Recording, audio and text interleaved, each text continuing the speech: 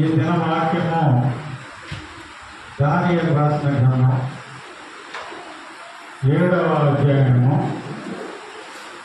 దానియేలు రాసిన గ్రంథం 7వ అధ్యాయము 9-10 వచనములు. దానియేలు రాసిన గ్రంథము 7వ అధ్యాయము 9-10 వచనములు. ఇంకా సింహాసన వేట చూసితేనే మహావృద్ధుడు అక్కడ కూర్చుండెను. ఆయన వస్త్రము హిమము వలె ధవళముగాను, ఆయన తల వెంట్రుకలు శుద్ధమైన గొర్రెబొచ్చు వలె తెల్లగాను ఉండెను. ఆయన సింహాసనము అగ్ని జ్వాలల వలె మండుచుండెను. దాని చక్రములు అగ్ని వలె ఉండెను. అగ్ని వంటి ప్రవాహము ఆయన యొద్ద నుండి ప్రవహించుచుండెను. ఏ వేళ కొలది ఆయనకు పరిచారకులు ఉండిరి. కోట్ల కొలది మనుషులు ఆయన ఎదుట నిలిచిరి. సరిపడుతుంది. అది ఈ దినము బోధవాక్యము. అయితే దానికి టాపిక్గా అంశంగా అగ్ని నది. మన టాపిక్ అంశం అగ్ని నది. అయితే ఈ దానియేలు గ్రంథం రాసిన గ్రంథకర్త, ఈ పుస్తకం రాసిన గ్రంథకర్త దానియేలు. అయితే రాసిన కాలంలో క్రీస్తు పూర్వము 530, క్రీస్తు పూర్వము 530లో దానియేలు ఈ పుస్తకంలో దానియేలు గ్రంథమును రాయడం జరిగినది. అయితే ఈ దానియేలు గ్రంథము 12 అధ్యాయములు. ఈ 12 అధ్యాయములలో 9 అధ్యాయములు దానియేలు గ్రంథము 12 అధ్యాయములు మొత్తం. ఈ 12 అధ్యాయములలో 9 అధ్యాయములలో ఎక్కువ మనం చూసినట్లయితే కళలు, దర్శనాల గురించి ఉంటాయి. ఈ దానియేలు గ్రంథం 12 అధ్యాయములలో 9 అధ్యాయములు మనం పూర్తిగా చూసినట్లయితే దానియేలుకి కలిగిన దర్శనములు, కళలు, కళల యొక్క భావముల గురించి ఉంటాయి. అయితే దానియేలు అనగా దేవుడు నాకు ఏర్పడి, దానియేలు అనగా దేవుడు నాకు ఏర్పడి, అంటే న్యాయాధిపతి అని అర్థం. దానియేలు అనగా దేవుడు నాకు ఏర్పడి లేక న్యాయాధిపతి అని అర్థం. అయితే దానియేలు దర్శనముల ప్రవక్త. దానియేలు భూమి మీద ప్రముఖుడని యెహెజ్కేలు, దానియేలు ప్రముఖుడని యెహెజ్కేలు 14వ అధ్యాయము 14వ వచనం చూస్తే ఇతను ప్రముఖుడని, భూమి మీద ప్రముఖుడని ఉంటుంది. అదేవిధంగా పెద్ద ప్రవక్తలో దానియేలు ప్రముఖుడు. పెద్ద ప్రవక్తలలో దానియేలు ప్రముఖుడు. అతడు 4 రాజుల కాలమందు ప్రధానమంత్రిగా ఉండడం జరిగింది. దానియేలు 4 రాజుల కాలంలో ప్రధానమంత్రిగా కూడా ఇతను పనిచేసినట్టుగా చూస్తాం. అయితే కళల భావమును, మరుగైన మర్మములను బయలుపరుచు గొప్ప ప్రవక్త అని అతనికి అనుగ్రహింపబడి ఉన్నాడు. కళల భావములు, మరుగైన మర్మములు బయలుపరచు గొప్ప ప్రవక్త అని అతనికి అనుగ్రహింపబడిన. అయితే ఒక దినము దానియేలు పరలోక రాజ్యమును చూసి ఉండటం జరిగింది. ఒక దినము దానియేలు పరలోక రాజ్యమును చూసి ఇలాగా రాస్తున్నాడు. దానియేలు గ్రంథం 7వ అధ్యాయము 9వ వచనంలోనే ఇప్పుడు మనం చూసిన దాని ప్రకారంగానే రాస్తున్నాడు. ఏమంటే, ఇంకనూ సింహాసనం వేట చూసితేనే మహావృద్ధుడు అక్కడ కూర్చుంటాను. ఆయన వస్త్రము హిమం వలె ధవళముగాను, ఆయన తల వెంట్రుకలు శుద్ధమైన గొర్రెబొచ్చు వలె తెల్లగాను ఉండెను. ఆయన సింహాసనము అగ్ని జ్వాలల వలె ఉండెను. దాని చక్రము అగ్ని వలె ఉండెను. వృద్ధుడు అని మనం ఇక్కడ ఆయన దానియేలు పరలోక రాజ్యం చూసినప్పుడు చెప్తున్నాడు. అయితే వృద్ధుడనే మాటకు హిబ్రీ భాషలో దీనికి అర్థము దీర్ఘకాలము జీవించువాడు. వృద్ధుడు అనే మాటకు ఎబ్రీ భాషలో దీర్ఘకాలము జీవించువాడు లేక వృద్ధుడు అని, వృద్ధుడు అని అర్థం ఎబ్రీ భాషలో. అయితే గతంలో మనం 4 అభిషేకముల గురించి మనం చెప్పుకోవడం జరిగింది. ఒకటి అగ్ని అభిషేకము, 2 రాజుల అభిషేకము, 3 ప్రవచన అభిషేకము, 4 విజ్ఞాపన అభిషేకముల గురించి గతంలో మనం చదువుకోవడం జరిగింది. ఇప్పుడు అగ్ని నది గురించి మనం చూస్తున్నాం. అయితే ఆయన సింహాసనము అగ్ని జ్వాలల వలె మండుతుంటాను, దాని చక్రములు అగ్ని వలె మండుతుంటాను. అగ్ని వంటి ప్రవాహము ఆయన యొద్ద నుండి ప్రవహిస్తుండేను. వేగాల కొలది ఆయనకు పరిచారకులు ఉన్నది, కోట్ల కొద్ది మనుషులు ఆయన ఎదుట నిలిచిరని మనకు దానియేలు గ్రంథం 7వ అధ్యాయం 9వ వచనంలో ఈయన పరలోక రాజ్యం చూస్తూ దానియేలు రాయటం మనం చూస్తాం. అదే మనకు మూలభాగం కూడా.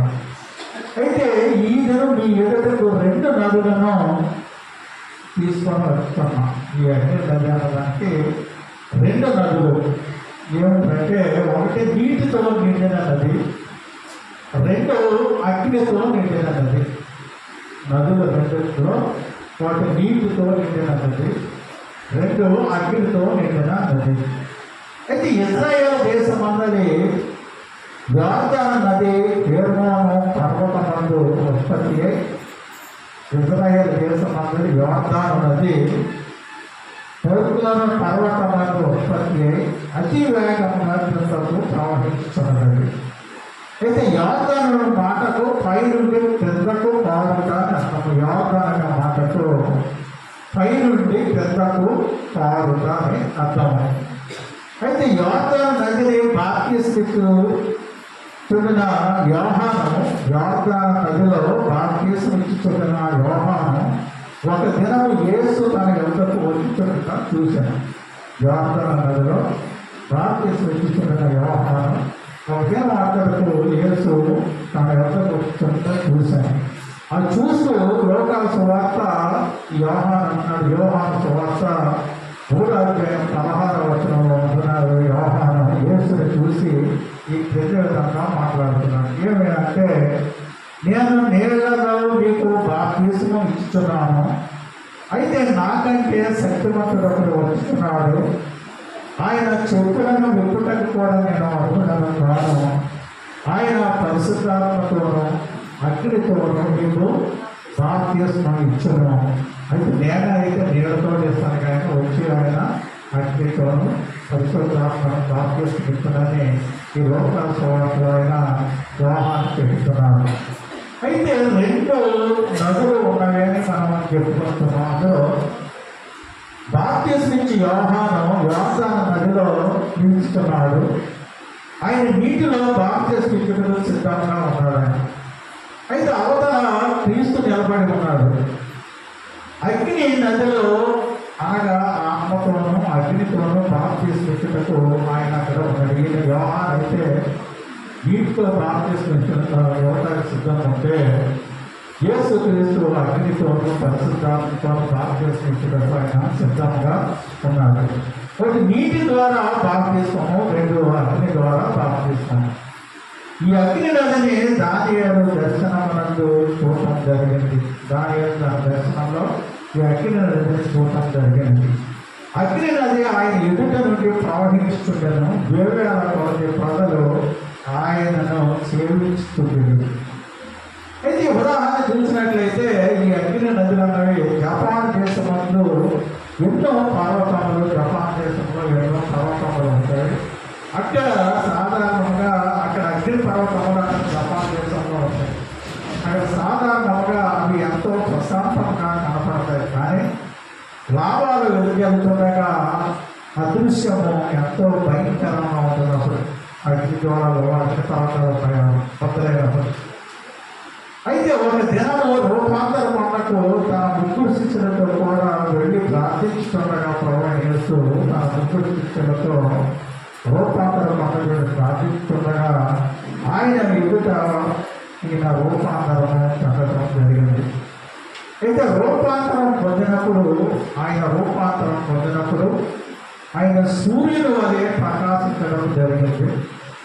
దేవుని మహిమ ఆయనతో నిండి బయలుపడిన మహిమ గల దృశ్యమును చూడలేక శిష్యులు చచ్చిన వారు లేమరే. ఈయన అక్కడికి వెళ్ళి రూపాంతరం వెళ్ళి అక్కడ ఆయన ప్రార్థించినప్పుడు ఈయన ముఖము సూర్యుని వలె ప్రకాశించడం ఇక్కడ జరిగినప్పుడు ఆ దృశ్యం చూసి ఈ శిష్యులు ఆ మహిమను చూడలేక చచ్చిన వారి వలె కిందకి మోసలి పడిపోయినట్టుగా కూడా మనం చూస్తాం. నేడు ఆ అగ్ని నది యొక్కకు రావాల్సినగా మిమ్మల్ని ప్రభువు పిలుస్తున్నాడు. ఆ నదిలో క్రీస్తు నిలబడి ఉన్నాడు. మీకు ఆత్మతోనూ అగ్నితోనూ బాప్తిస్మము ఇచ్చి బలమైన అగ్ని జ్వాలలుగా మిమ్మల్ని ముట్టుటకు ఆయన ఇష్టపడుతున్నాడు. అయితే హెబ్రీ రాసిన పత్రిక 1:7 చూస్తే తన దూతలను వాయువుగాను ఆయన తన సేవకులను అగ్ని జ్వాలలుగా చేసుకునేవాడని బైబిల్ గ్రంథము చెప్తున్నది. హెబ్రీ 1:7 ఉదాహరణ మనం చూసినట్లయితే ఒక నదిని గురించి పరిశీలించబడినట్లయితే మొట్టమొదటిగా దాని ఉత్పత్తి స్థానములను గుర్తించాలి. మన దేశం అందరి సింధు, యమున, గంగా, బ్రహ్మపుత్ర నదులు హిమాలయ పర్వతముల నుండి మానవ సరోవరంలో పుట్టుతున్నది. అయితే సంవత్సరం అంతయు నీరు ప్రవహించుతున్నవి నదుల ద్వారా. కనుక పంటలకు జీవనదులుగా అవి ఉన్నవి. మనము ఇప్పుడు లోకానుసారమైన నదులను గురించి ధ్యానించలేదు. అగ్ని నదిని గురించి ధ్యానిస్తున్నాం. అప్పుడు ఆ నదుల గురించి, బ్రహ్మపుత్ర నదుల గురించి, గంగా యమున నదుల గురించి మనం ఇక్కడ ప్రార్థించట్లేదు. అగ్ని నది గురించి మనం ధ్యానిస్తున్నాం. అయితే అగ్ని నది ఎక్కడ ప్రారంభం అవుతున్నది? మనము చదివిన దానియేలు గ్రంథమందలి వాక్య భాగం పరిశీలించినట్లయితే ఆయన సింహాసనము అగ్ని జ్వాలల వలె మండుతున్నది గాను, అగ్ని వంటి ప్రవాహము ఆయన యొద్ద నుండి ప్రవహిస్తున్నట్లుగాను మనం దానియేలు గ్రంథంలో మనం చూస్తున్నాం. అదే నదిని అగ్ని నది అని అపోస్తులైన యోహాను చూశాడు. అది పుట్టు స్థానమును కూడా ఆయన చూసినట్లుగా చూస్తాం. యోహాను రాసిన ప్రకటన గ్రంథము 22:1 చూస్తే, మరియు స్ఫటికము వలె మెరయునట్టి జీవజల నది దేవుని యొక్కయు గొర్రెపిల్ల యొక్కయు సింహాసనం వద్ద నుండి ఆ పట్టణపు రాజవీధి మధ్యను ప్రవహించుట ఆ దూత నాకు చూపెనని అపోస్తుడైన యోహాను చెబుతున్నాడు. ఇక్కడ ప్రకటన 22:1. అయితే పరిశుద్ధాత్మ నదితో ప్రాప్తపడి ఉంది. లోకానుసారమైన జలములతో ప్రవహించినది కాదు. దేవుని అగ్ని బలము, శక్తిని తీసుకొని వచ్చి నదిగా ఉన్నది. దేవుని సింహాసనం నుండి మీ వద్దకు వచ్చుతున్నది. మీ హృదయములను నింపి మీలో నుండి ఇతరుల వైపు ప్రవహించుతున్నది. యోహాను సువార్త 7:38 చూస్తే, నా యందు విశ్వాసము వాడెవడో లేఖనము చెప్పినట్లు వారి కడుపులో నుండి జీవజల నదులు పారునని దగ్గరగా క్రీస్తు చెప్పడం జరిగింది. ఇంతవరకు అగ్ని నది యొక్క మన ఉపోద్ఘాతం ఉన్నాం. ఇప్పుడు ఈ నది లో కొన్ని నదుల గురించి మనం అప్పుడు ఒకదాని తర్వాత ఒకటే మనం ఇంతవరకు అగ్ని నదుల గురించి ఉపోద్ఘాతం మాత్రం విన్నాం. ఇప్పుడు కొన్ని నదుల గురించి, ఒక 6 నదుల గురించి మనం చూద్దాం. మొదటిదిగా జీవనది. యోహాను సువార్త 7:38 నా యందు విశ్వాసము వాడెవడో లేఖనాలు చెప్పినట్లు ఇక్కడ చదివాం. ఆయన కడుపులో నుండి జీవజల నదులు పారునని దగ్గరగా చెప్పిన. అయితే జీవజల నది అనే పదమునకు రెండు అర్థములు కలవు. జీవజల నది అనే పదానికి రెండు అర్థములు కలవు. ఒకటి, అది ఎన్నడూ ఎండిపోయిన నది, ఎప్పుడు ఎండిపోయిన నది. రెండవది, అది దేవుని జీవమును బలమును తెచ్చున్నది. ఇది నది. జీవజల నది అనే పదములకు రెండు అర్థములు ఏమిటంటే ఎన్నడూ ఎండిపోని నది, దేవుని జీవమును బలమును తెచ్చున్నది రెండవ నది.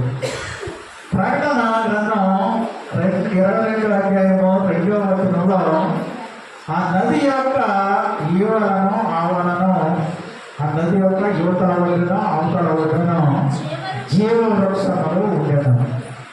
అది నెలకు ప్రవహించుచు 12 కాపులు కాయను అని. ఈ 12 కాపులు రాసినప్పుడు ఈ ఫలాన్ని ఒకసారి రుచి చూసి చదివితే చాలు, ఈ పాపిస్తే చాలా లోకంలో యుగాల తరబడి ఉన్న ప్రజలకున్న రోగములన్నీ కూడా పోటానికి కూడా ఇక్కడ మనం చూస్తాం. జీవజల నది జీవవృక్షములు ఫలములను పండించుతున్నది. పరిశుద్ధాత్మతో మీలో వచ్చిన ఎడల మీ జీవితం కూడా ఎప్పుడు ఈ జీవజల నది వల్ల ఎప్పుడు ఎండిపోదు. అదేవిధంగా కీర్తన 114వ అధ్యాయము 8వ వచనం చూస్తే ఆయన బండను నీటి బడులుగాను, చెరువుకి రాతి బండను నీటి ఊటగాను చేయువాడు.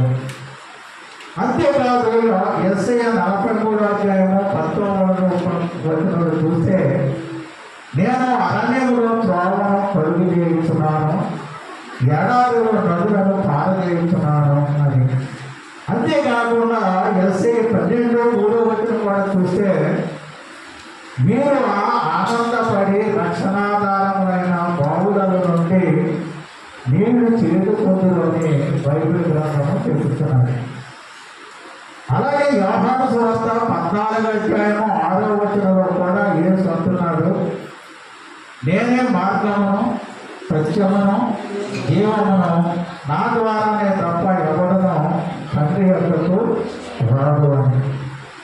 అది యోహాను సువార్త 7:38 ముందు మనం చూసినట్లుగా నా యొక్క విశ్వాసం వాడేవాడు లేఖనాలను చెప్పినట్టుగానే కడుపులో నుండి జీవజల నదులు పారులని బిగ్గరగా చెప్పడం జరుగుతుంది. అంటే పరిశుద్ధాత్మ అభిషేకము ప్రభు నదితో ప్రాంతం జరిగింది. పరిశుద్ధాత్మ అభిషేకము ప్రభు నదితో పోల్చేయడం జరిగింది. నీటి ఓట వలె క్రియ జరిగిన ప్రభు అభిషేకం ద్వారా నది వలె రక్షణ క్రియను ఆయన చేయించున్నాడు. అభిషేకం ద్వారా రక్షణ క్రియను చేయించాడు. నీటి ఓట ఒక కుటుంబమునకు ప్రయోజనకరము కానీ ఒక నది దేశమంతటికి ఆశీర్వాదకరం. నీటి ఓట ఒక కుటుంబమునకు ప్రయోజనకరము, కానీ ఒక నది దేశము అంతటికి ఆశీర్వాదకరము. ఈ పరిశుద్ధాత్మ నదిలోకి వచ్చేటప్పుడు మొట్టమొదటిగా మనం ఈ పరిశుద్ధాత్మ నదిలోకి రావాలంటే మొట్టమొదటిగా మనకు కావాల్సింది ఏంటంటే రక్షణ కావాలి. మొట్టమొదటిగా రక్షణ కావాలి. పరిశుద్ధాత్మ నదిలోకి మనం రావాలంటే రెండవదిగా విశ్వాసము కావాలని. మొదటిదిగా రక్షణ, రెండవది విశ్వాసము, మూడవదిగా దప్పిగలవాడే ప్రభు ఎందరో గోదావరి. ఆ విధంగా పరిశుద్ధాత్మ నదిలోకి వచ్చేటప్పుడు మొట్టమొదటిగా దానికి మనకి చూడవలసిన అర్హతలు ఏమిటంటే రక్షణ కావాలి, రెండవది విశ్వాసం ఉండాలి, అదేవిధంగా దప్పిగలవాడే ప్రభు యొక్క గోదావరి. ఆ విధంగా 3 లక్షణాలు మనలో ఉన్నట్లయితే పరిశుద్ధాత్మ అనే నదిలో మనం వెళ్ళటకు అవకాశం ఉంటుంది. అదేవిధంగా ప్రకటన గ్రంథము 21వ అధ్యాయము 6వ వచనం చూస్తే నేనే అల్ఫయు ఒమేగయు, అనగా ఆదియు అంతమునై ఉన్నవాడును, తప్పిగల వారికి జీవజలముల భూగలవారి జలమును నేను ఉచితముగా అనుగ్రహించును అని. అయితే మీ హృదయమందు ప్రభు ఎడల అపరిమితమైన దాహం ఉన్న ఎడల అగ్ని అభిషేకము కొరకు మీరు అన్నరాసిన ఎడల ప్రభువు నిశ్చయముగా పరిశుద్ధాత్మతో నింపుతాడు. దావీదు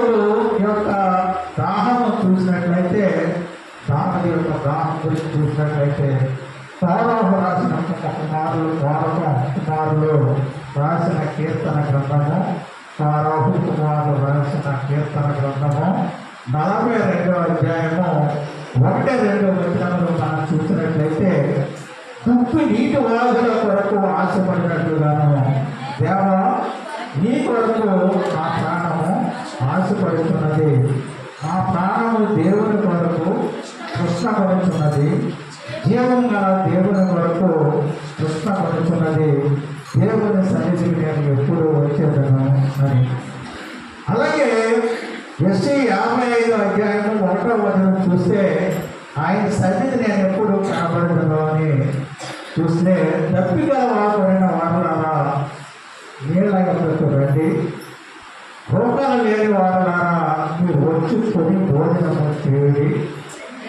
రండి, రోగాలు లేకపోయినను ఏమీ నీయకనే ద్రాక్షారసమును తోరణము కొనుడి. మీరు తృష్ణగలవారే అడిగిన ఎడల నేడే అభిషేకము పొందుకొనిదరు అని ఇది మొదటిగా చేయవన్నది. రెండవదిగా స్ఫటికము వలె మెరయునట్టి జీవము గల నది. రెండవది స్ఫటికము వలె మెరయునట్టి జీవజలముల నది. ప్రకటన 22:1 ముందు కూడా మనం చదువు. మరియు స్ఫటికము వలె మనము మెరయునట్టి జీవజలముల నది దేవుని యొక్కయు గొర్రెపిల్ల యొక్కయు సింహాసనం వద్ద నుండి ఆ పట్టణపు రాజవీధి మధ్యను ప్రవహించుట ఆ దూత నాకు చూపాను.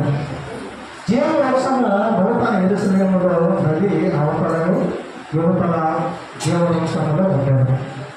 అది నెల ఫలించును, 12 నెలలు కాపులు కాయను. ఆ వృక్షం యొక్క ఆకులు జనములను స్వస్థపరచడానికి వినియోగించుతారు. ఈ జీవజల వృక్షములు ఆ నది అవతల యువతల ఈ జీవజల వృక్షములు ఉంటాయి. ఆ వృక్షములు 12 నెలలు అది కాపు కాస్తాయి. 12 నెలలు అది నెల ఫలిస్తుంది. దాని యొక్క వృక్షం యొక్క ఆకులు జనముల యొక్క స్వస్థతకి అనారోగ్యంగా ఉన్నట్లయితే ఆ ఆకుల వల్ల స్వస్థత పొందుతారు. అయితే అపోస్తుడైన యోహాను 3 విశేషాలను చూసినట్లుగా ఇక్కడ చెప్తారు. అది స్ఫటికము వలె ఉండను, 2 మెరయించుటను, 3 దేవుని సింహాసనం యొక్క నుండి ప్రవహించుటను. అవును, దేవుని ఆత్మ పరిశుద్ధమైన ఆత్మ. ఉదాహరణకు మనం చూసినట్లయితే ఒక పశువుల దొడ్డే శుభ్రం చేయకుండా కొన్ని సంవత్సరాల నుండి అది అలాగే ఉండిపోయింది. పశువులు చాలా శుభ్రం చేయకుండా పేడ చెదారంతో ఆ పశువులతో చాలా శుభ్రం చేయకుండా ఉండిపోయింది. ఆ శుభ్రం చేయకుండా ఉండిపోవడం వల్ల అది దానికి దుర్వాసన వస్తుంది. అక్కడే పశువుల సాగుబాటు అక్కర్లేదు. మన ఇంటినే మనం కొన్ని రోజులు ఏ వంటగదిలో లేకపోతే మరుగు దొరికినా మనం లేదా బాత్రూమ్ శుభ్రం చేయకుండా ఆ విధంగా వచ్చినట్లు అక్కడ కూడా దుర్వాసన వస్తుంది పశువుల.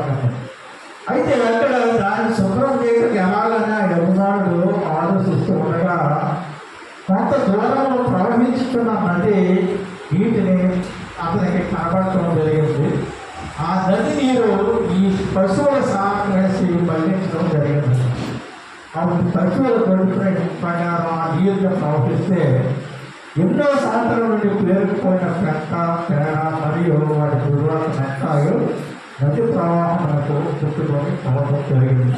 అదేవిధంగా మన దేశము ఎప్పటి నుండో చీకటిలోను విగ్రహారాధనలోనూ ఉన్నది. మన దేశమే కాదు, మనలో కూడా మన కుటుంబంలో కూడా దేవుని యొద్ద నుండి వచ్చి జీవనది మన దేశంలో శుద్ధీకరించడం శక్తి కలదు.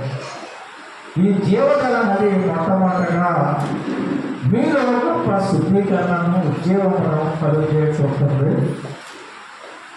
మొట్టమొదటి కల్వరి రక్తము మిమ్మల్ని కలుగుతున్నది. తరువాత పరిశుద్ధాత్మ అనగా జీవజల నది మిమ్మల్ని పవిత్రపరుస్తున్నది. ఇది రెండవది స్ఫటికము వలె వెరైనట్లు నది. మూడవదిగా సమాధానము అనే నది. మూడవదిగా సమాధానమును నది. యేసయ్య గ్రంథం 66వ అధ్యాయము 12వ వచనం మనం చూస్తే యెహోవా ఇలాగూ సెలవిస్తున్నాడు, ఆలకించుడి, నది వలె సమాధానము ఆమె యొక్కకు పారజేయుదను. మీరు జనముల ఐశ్వర్యమును అనుభవించినట్లు ఒకే మీద పొందుతారు, జన ప్రవాహం వలె మీ యొక్కకు దాన్ని రాజేస్తున్నారు. మీరు సొంతము ఎత్తుకొనబడినరు, మోకాల మీద ఆడింపబడినరు. అయితే పరలోకం నుండి దిగవచ్చు పరిశుద్ధాత్మ నది మీలో దైవిక సమాధానమును సంతోషమును కలుగు చేయించడం. అది దేవుని వద్ద నుండి మీకు లభించు గొప్ప బహుమానము. యేసయ్య గ్రంథం 26వ అధ్యాయము 3వ వచనం చూస్తే, ఎవరి మనసు నీ మీద ఆనుకున్నో వారి నీవు పూర్ణ శాంతి గలవానిగా కాపాడుదు. అనగా అతడు ఎంతో విశ్వాసం ఉంటున్నాడు కాబట్టి మీకును మీ ఇంటి వారికి దైవికంగా సమాధానం కావాలి. మన దేశమునకును ప్రజలకు కూడా సమాధానం కావాలి. అయితే ఏ విధంగా అంటే మన ప్రభువుకు మాత్రమే సమాధానకర్త, ఆయన సమాధానము అనుగ్రహించు దేవుడు, సమాధానమునకు కారకుడు. సమాధానమైన శిక్ష ఆయన మీద పడెను. శిలువలో చిందించిన రక్తము ద్వారా లభించు సమాధానము మనం పొందుకోవాలి. మన దేశములకు ప్రజలకు సమాధానం కావాలంటే మన ప్రభువు మాత్రమే దానికి సమాధానకర్త. యేసయ్య గ్రంథం 9వ అధ్యాయము 6వ వచనంలో ఉంటుంది. అదేవిధంగా ఆయన సమాధానం అనుగ్రహించు దేవుడు. రోమ రాసిన పత్రిక 15వ అధ్యాయము 33వ వచనం చూస్తే ఆయన సమాధానం అనుగ్రహించు దేవుడు. అదేవిధంగా సమాధానమునకు కారకుడు అని మీకా 5వ అధ్యాయము 5వ వచనంలో ఉంటుంది. సమాధానమైన శిక్ష ఆయన మీద పడినది యేసయ్య 53:5వ వచనంలో చూస్తే ఉంటుంది. శిలువలో చిందించిన రక్తము ద్వారా లభించు సమాధానమును మనం పొందుకోవాలని కొలస్సీ రాసిన 1వ అధ్యాయము 20వ వచనం చూసేది ఉంటుంది. అదేవిధంగా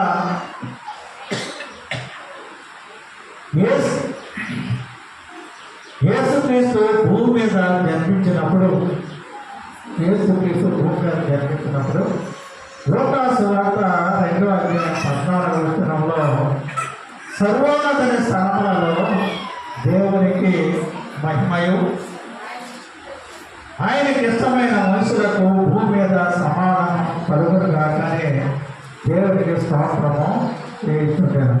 యేసుక్రీస్తు భూమి మీద జన్మించినప్పుడు సర్వోన్నత స్థలములలో దేవునికి మహిమయు ఆయనకి ఇష్టమైన మనుషులకు భూమి మీద సమాధానం కలుగునుగాకనే దేవునికి స్తోత్రం చేయించిన లూకా సువార్త 2వ అధ్యాయము 14వ వచనం.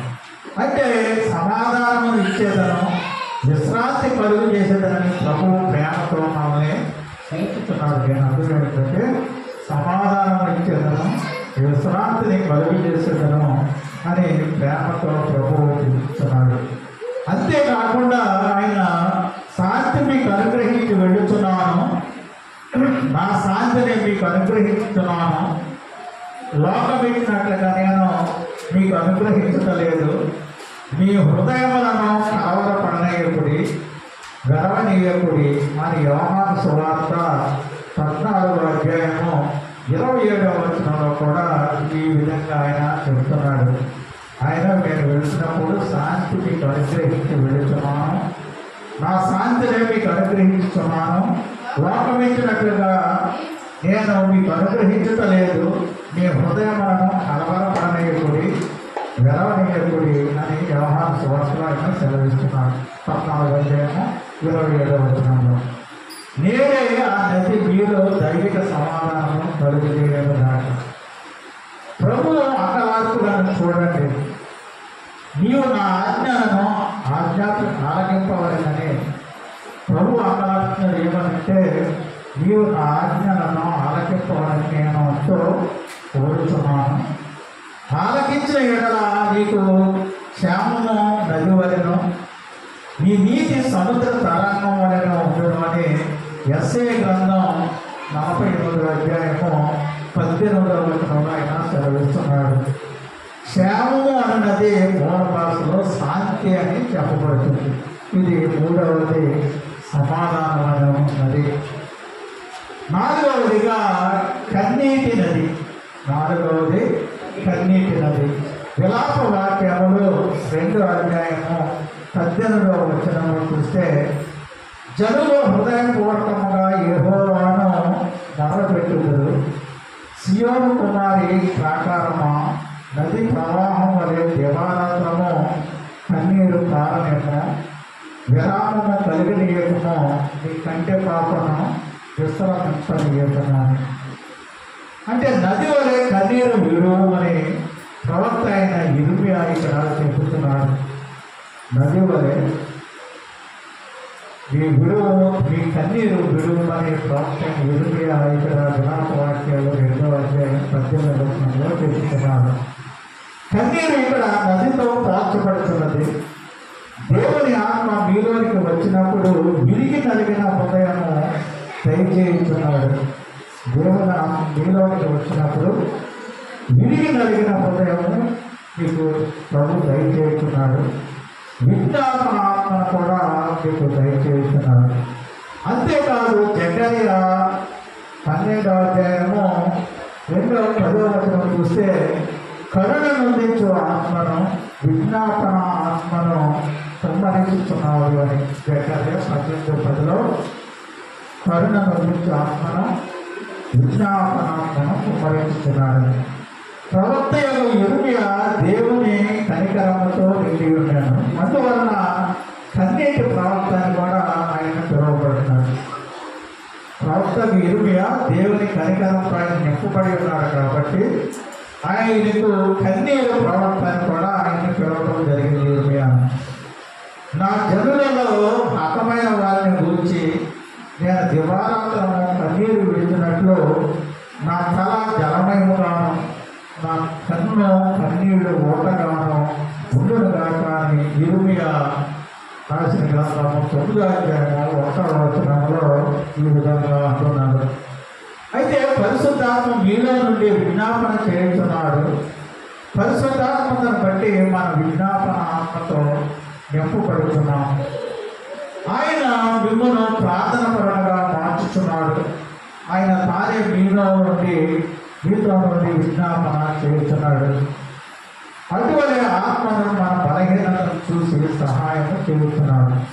అదేవిధంగా అపోస్తుడైన పౌలు రాసిన రోమా పత్రిక 8వ అధ్యాయము 26వ వచనంలో చూస్తే, ఏలయనగా మనం యుక్తముగా ఎలాగో ప్రార్థన చేయవలనో మనకు తెలియదు కానీ ఉచ్చరింప శక్యము కానీ మూలుగులతో ఆ ఆత్మ తానే మన పక్షముగా విజ్ఞాపనము చేయించున్నాడు. అయితే చాలామంది హృదయపూర్వకముగా ప్రార్థించడం లేదు. చాలా మన ప్రతి ఒక్కరూ ప్రార్థన చేస్తున్నాం కానీ హృదయపూర్వకంగా ప్రార్థించడం లేదు. అయితే వారి కన్నులో ఎండిపోయినవి, దేవుని కనికరం వారిలో లేదు. నేడు ఆ కన్నీటి నది మీలో పుట్టినట్లు గోగాడండి. ప్రతి కన్నీటి విన్నపం మనకు కన్నీటితో ప్రార్థన చేసినట్లయితే ఖచ్చితమైన జవాబు మనకు దొరుకుతుంది. అదేవిధంగా యాత్రా కీర్తన 126వ అధ్యాయము 5-6 వచనాలు చూస్తే, కన్నీరు విడిచువారు సంతోష గానంతో పంట కోసేటరు, పిడికలు విత్తనములు చేత పట్టుకుని ఏడ్చుచు పోరు విత్తువాడు సంతోషగానము చేస్తూ కనులు మోసుకొని వచ్చున్నాను. ఇది యేసుక్రీస్తు వైపు మనం చూడండి. ఆయన కనికరం గలవాడు. ఆయన కన్నీటి ఆత్మతో నింపబడి ఉన్నాడు. ఆయన ఎక్కడెక్కడ కన్నీరు విడిచినో మనం చూద్దాం.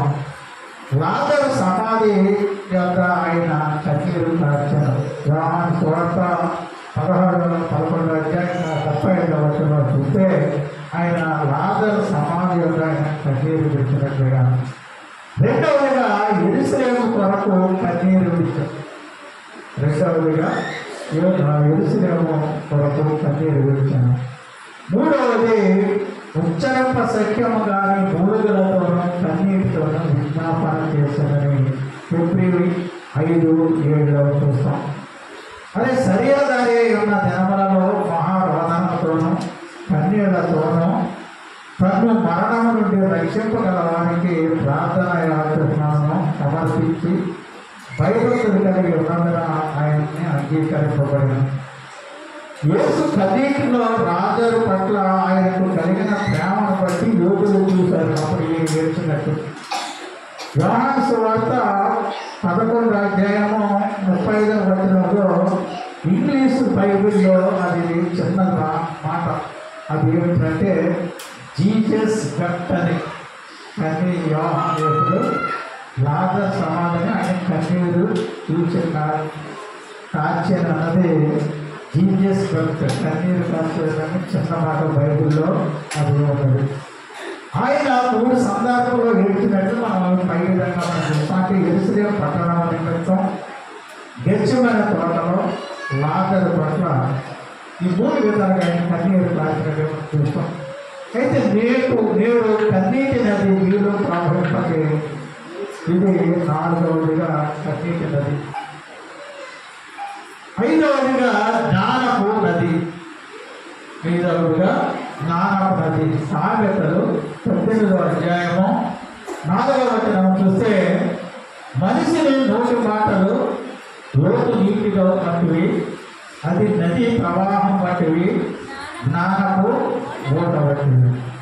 అయితే పరలోకపు నది యొక్క పరిశుద్ధాత్మ ఆత్మ సంబంధమైన జ్ఞానమును, దైవిక జ్ఞానమును మీకు అందించుతున్నారు. ప్రభు యేసుక్రీస్తు వచ్చిన ప్రవచనమును చూడండి. యెషయా 11:2 చూస్తే ఆయన ప్రవచనం గురించి యెహోవా ఆత్మ జ్ఞాన వివేకములకు ఆధారము ఆత్మ, ఆలోచన బలమునకు ఆధారము ఆత్మ, తెలివిని యెహోవా ఎడల భయభక్తులు పుట్టించు ఆత్మ అతని మీద నిలుచున్నది. అటువంటి దైవిక జ్ఞానము ప్రభు మీకు దయచేస్తున్నాడు. ఆయన జ్ఞానపు మూట.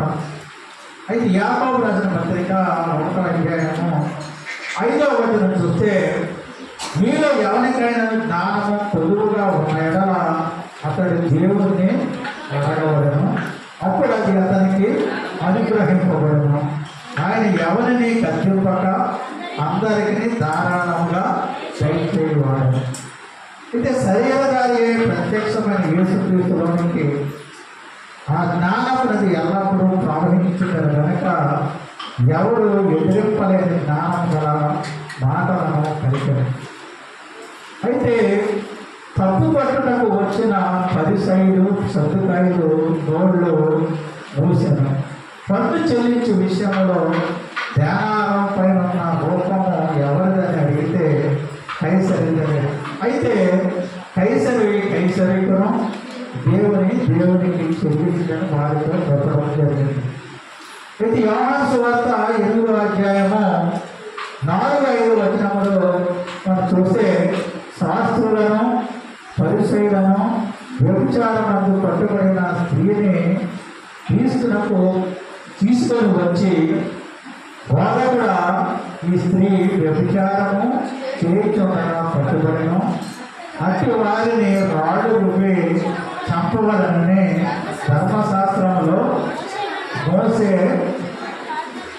ఆయన ఆజ్ఞాపించారు కదా. అయినను నీవేమి చెప్పుడు అని ఆయన్ని అడిగి, అయితే అప్పుడు ఆయన అటువంటి వందలాది ప్రశ్నలు వేసి ఆయన సిగ్గుపరచినట్టు ప్రయత్నించారు. ఎవరు? శాస్త్రులు, పరిసయ్యులు.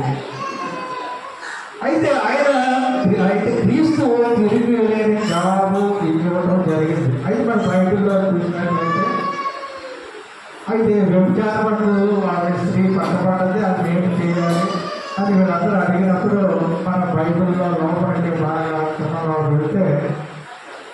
కిందకి నేలకి భూమి మీద రాస్తూ వీళ్ళు తప్పు చేయని వాళ్ళు ఎవరైనా ఉంటే రాయి విసిరి చేయండి అని చెప్పినట్లుగా మనం చూస్తాం. అయితే ఇక్కడ ఆ విధంగా కాకుండా అయితే క్రీస్తు తిరిగి లేని జవాబు ఇవ్వడం జరిగింది. అది ఆయనకు పరమ నుండి వద్దు జ్ఞానంతో నిజనవి. ఆయనకి దేవుడిచ్చిన పరమ నుండి పైలోకం నుండి దేవుడిచ్చిన జ్ఞానంతో తిరిగి లేని జవాబు ఆయనకి చెప్పడం జరిగింది. ఎవరు ఆయనకు ఈయన చెప్పిన మాటకి ఎవరు ఆయన తిరిగి సమాధానము చెప్పలేకపోయారు. ఇప్పుడు మత్తయి సువార్త 10వ అధ్యాయము 19-20 వచనాలు చూస్తే మీరు మాట్లాడుదురు ఏమి చెప్పుదురు అని చింతపడి మీరేమి చెప్పవలను అది అడిగి ఆ గడియలోనే మీకు అనుగ్రహింపబడను. మీ తండ్రి మీలో ఉండి మాట్లాడుతున్నారే కానీ మాట్లాడేవారు మీరు కాదు. మనం మాట్లాడేది ప్రతిదీ మనం మాట్లాడేది కాదు. మనలో ఆయన ఉండి ఆయన మాట్లాడే మనం మాట్లాడేది మనం కాదు, ఆయనే మనకు మాట్లాడించింది. యేసుక్రీస్తు శిష్యులు విద్య లేని కావాలి. ఆయన శిష్యులు 12 మంది శిష్యులు కూడా చదువున్న వాళ్ళు కాదు. రకరకాల వ్యక్తులు గుడారాలు పెట్టేవాళ్ళు, ఇవన్నీ చాలా మంది.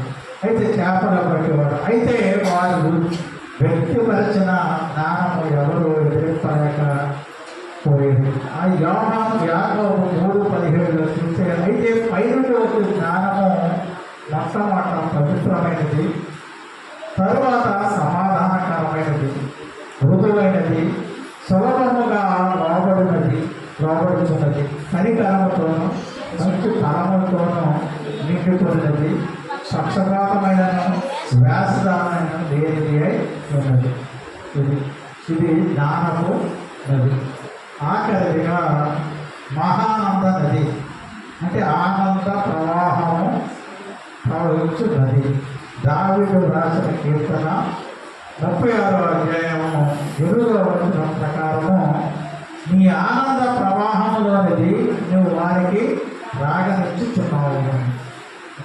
ఆనంద ప్రవాహం మహానంద నది. పరిశుద్ధాత్మ నదిని మహానంద నది అని దావీదు సంబోధిస్తున్నాడు. పరిశుద్ధాత్మ నదిని మహానంద నది అని దావీదు సంబోధిస్తున్నాడు. అది సంతోషమును మహానందమును మనలో కలుగజేస్తున్నది. కుమారుడు రాసిన కీర్తన గ్రంథం 46వ అధ్యాయము 4వ వచనం చూస్తే ఒక నది కలదు. దాని కాలువలు దేవుని పట్టణమును సర్వోన్నత మందిరపు పరిశుద్ధ స్థానము సంతోషపరుచున్నది. ఆ నదిని గురించి ప్రభువు యోహాను సువార్త 7వ అధ్యాయము 38-39 వచనములో విశదపరిచారు. ఏమనంటే నా యందు విశ్వాసముంచి వారు ఎవరో వ్యాకరణంలో చెప్పినట్లు వారి కడుపులో నుండి జీవజలములు పారునని దగ్గరగా చెప్పాను. తన యందు విశ్వాసముంచి వారు పొందబో ఆత్మను గురించి ఆయన ఈ మాట చెప్పడం జరిగింది. అయితే మీలో సంతోషము ఉన్నదా? మీ ద్వారా అది ప్రవహిస్తున్నదా? మీ ద్వారా ఎదుటి వారి దుఃఖము తొలగించబడి వారు ఆదరణ సంతోషమును పొందుతున్నారు అన్నది మనం చర్చించుకోవాలి. అపోస్తలుడైన పౌలు రాసిన రోమా పత్రిక 14వ అధ్యాయము 17వ వచనం చూస్తే దేవుని రాజ్యము మానవును కాదు కానీ నీతియు సమాధానమును పరిశుద్ధాత్మయందరి ఆనందమనే ఉన్నది. ఇది మనకి బదులు గురించి. కాబట్టి ప్రియతమా ఈ 6 విధమైన నదులు జీవనది, స్ఫటికము వలె నెరవేరినది, సమాధానమైన నది, అన్నిటి నది, జ్ఞానపు నది, మహానంద నది. అయితే ఈ మహానంద నది నిజమైన సంతోషమును కలుగు చేస్తున్నది. లోకలు ఆ సంతోషము లేని వారే లోకమిచ్చి సంతోషం వైపు పరిగెత్తుతున్నారు. లోకము ఆదరించి సుఖభాగమును అనుభవించడం వారు త్వరపడుతున్నారు. అయితే జాగ్రత్తలను వ్యభిచారము ఆత్మ వారిని పట్టి పీడిస్తుంది. ఉదాహరణకు మనం చూస్తే చీమ తేను వైపు పరిగెత్తుతుంది.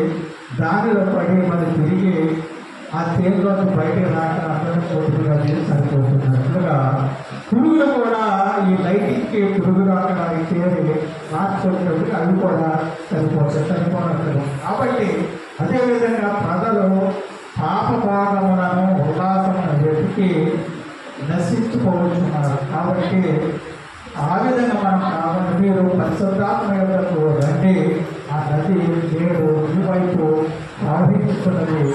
ఆ నది దయచేయి మహానందము సదా అనుభవించగల ఇంటి కృప దేవుడు